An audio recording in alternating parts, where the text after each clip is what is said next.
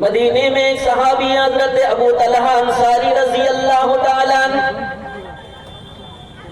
مجمع لگا ہوا ہے، صحابہ کرام کی مجلس لگی، نبی پاک علیہ السلام نے دیکھا کہ آج ایک مہمان یہاں پر موجود ہے۔ رحمت دو عالم صلی اللہ تعالی علیہ وسلم نے مجمع میں اعلان کر دیا، آج ایک مہمان آیا ہوا ہے کوئی اس مجمع میں جو اسے لے جا کر کھانا کھلا دے؟ سنیے گا غور سے بزرگوں، رات کے بڑے حصے میں اپنے دل دماغ کو ادھر ادھر نہ بھٹکائیے گا، فٹ کیجئے میری باتوں کو، حدیث سے فٹ کیجئے۔ اب مدینے کی سرزمین میں بات ایسی تھی کہ ہر گھر میں عام طور پر فاقہ تھا، الا ماشاءاللہ کوئی خوشحال تھے، زیادہ تر لوگ مدینے کی بستی میں غریب تھے۔ نبی پاک علیہ السلام نے مجلس میں اعلان کر دیا، ہے کوئی اس مجلس میں جو اس مہمان کو اٹھا کر لے جائے اور اسے کھانا کھلا دے؟ میں رسول اللہ دعا دیتا ہوں اللہ ان پر رحم کرے گا۔ کون دعا دے رہے؟ آئے رحمت دو عالم صلی اللہ علیہ وسلم زبان نبوت سے، پیاری زبان سے، نبوت کی زبان سے دعا دے رہے ہیں، جو کوئی اس کو لے جا کر آج کھانا کھلائے گا، جو میزبانی کرے گا، جو اسے مہمان بنائے گا، لے جا کر آج اس کو سیر کر دے گا، اس کو پیٹ بھر کھانا کھلا دے گا، میں دعا کروں گا کہ رب پروردگار ان کے اوپر رحم کرے۔ بات کوئی بڑی نہیں تھی، ہم میں سے یہاں جتنے بیٹھے ہیں اگر ایک مہمان کو کھلانے کی بات آ جائے ہم میں سے ہر ایک تیار ہو جائیں گے۔ ایک مہمان کتنا کھا سکتا ہے؟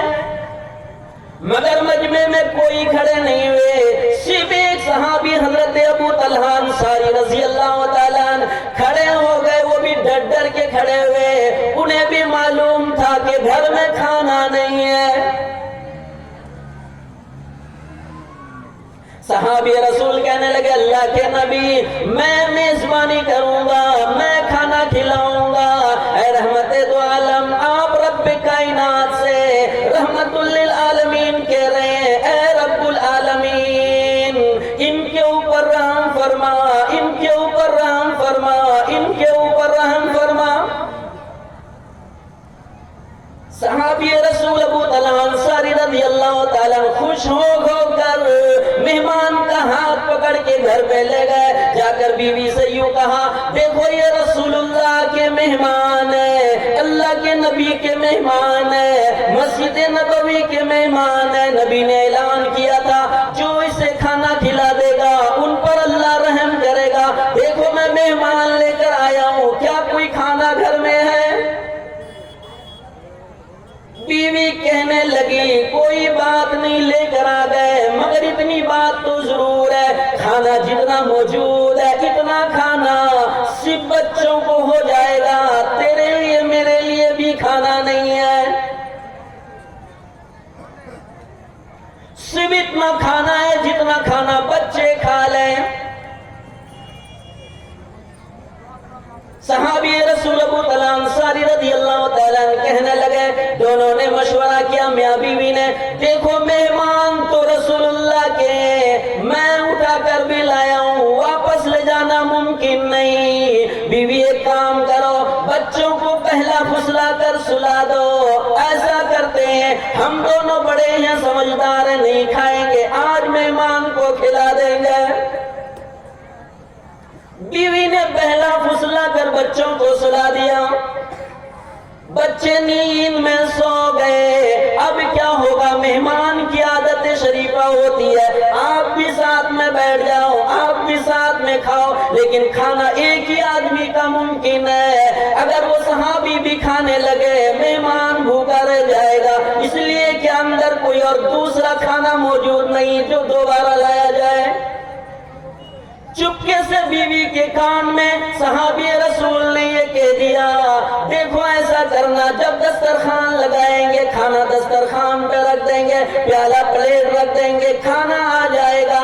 تم چراغ کوئی بہانہ بنا کر بجھا کر اسے درست کرنے لگنا، یہ کہنا کہ چراغ خراب ہو گیا میں اسے درست کر رہی ہوں، تم اندر لے جا کر چراغ درست کرنا، میں اندھیرے میں اپنا منہ ہلاتا رہوں گا،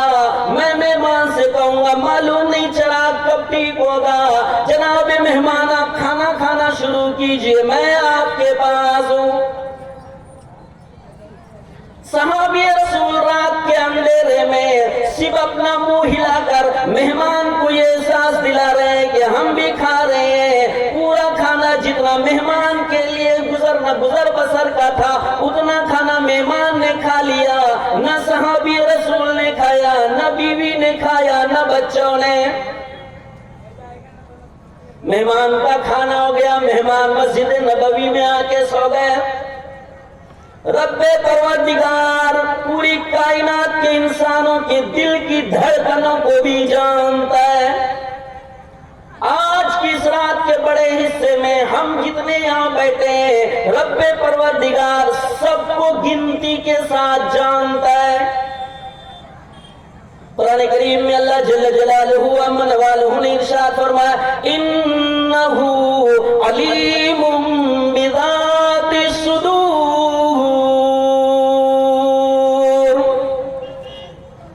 رب وہ ہے، اللہ وہ ہے، مالک وہ ہے، خالق وہ ہے جو کائنات کے انسان کے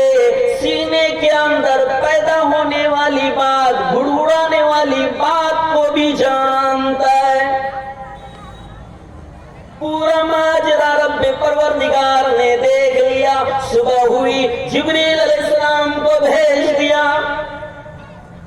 اے جبریل جاؤ مسجد نبوی میں میرے نبی بیٹھے ہیں، ان سے جا کر صرف یہ کہہ دینا کہ آج رات اللہ کو ہنسی آ گئی، آج رات اللہ نے مسکرا دیا ہے۔ آپ اپنے پیارے صحابی ابو طلحہ انصاری رضی اللہ تعالیٰ عنہ کو بلا کر قصہ سن لیجئے، رات کو کیا ہوا تھا۔ رحمت دو عالم صلی اللہ تعالیٰ علیہ وسلم نے فرمایا بلاؤ ابو طلحہ انصاری رضی اللہ تعالیٰ عنہ کو بلائے، نبی صلی اللہ علیہ وسلم ان کو دیکھ کر مسکرا رہے ہیں۔ صحابی رسول کہنے لگے اللہ کے نبی کیا بات ہے، کیا غلطی ہوئی، کیا خطا ہوئی، کیا بے ادبی ہوئی کہ آپ مسکرا رہے ہیں۔ رحمت دو عالم صلی اللہ تعالیٰ علیہ وسلم فرمانے لگے او ابو طلحہ رات کو کیا ماجرا پیش ہوا وہ قصہ پہلے مجھے سناؤ۔ صحابی رسول کہنے لگے اے نبی میرے ماں باپ آپ پر قربان، رات کا معاملہ تو رات کا واقعہ تو اندھیرے میں پیش آیا ہے، میرے اور میری بیوی کے علاوہ میرے بچوں کو بھی پتا نہیں، آپ کو کیسے پتا چلا؟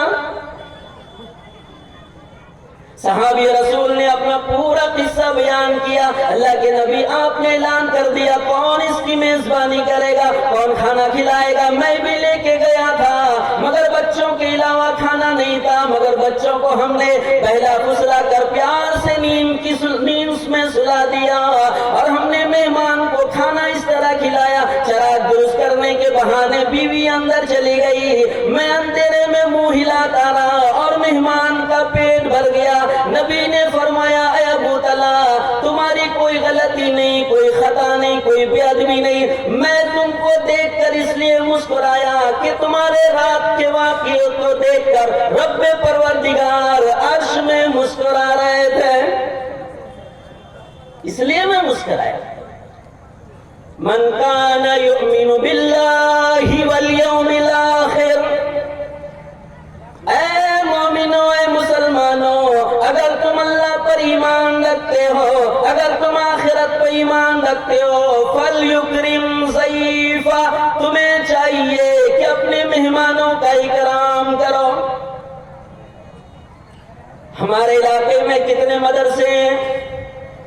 ان تمام مدرسوں میں جو مختلف علاقوں کے بچے پڑھتے ہیں، بچیاں پڑھتی ہیں، آپ کسی مدرسے میں جا کر کے کبھی 10 کلو چاول 10 کلو گیہوں یا کسی بچے کا کپڑا یا کسی بچے کو کمبل یا کسی مدرسے میں تعمیری کام چل رہا، آپ کے استطاعت میں، آپ کی طاقت میں، آپ کی بساط میں جتنا ہے، چپکے سے آپ حضرت کو پکڑا دیجئے اور واپس آ جائیے۔ یہ بھی مہمان کی خدمت ہے۔ اگر چپکے چپکے رات کے اندھیرے میں جس طرح صحابی نے عمل کیا تھا، آپ بھی اگر ایسا عمل کر لیں گے، آپ کے علاوہ اور ناظم کے علاوہ کسی کو پتہ نہ چلا، امید ہے رب پروردگار سے ایسی نیکیوں کو دیکھ کر ہمارے لیے بھی رب پروردگار مسکرا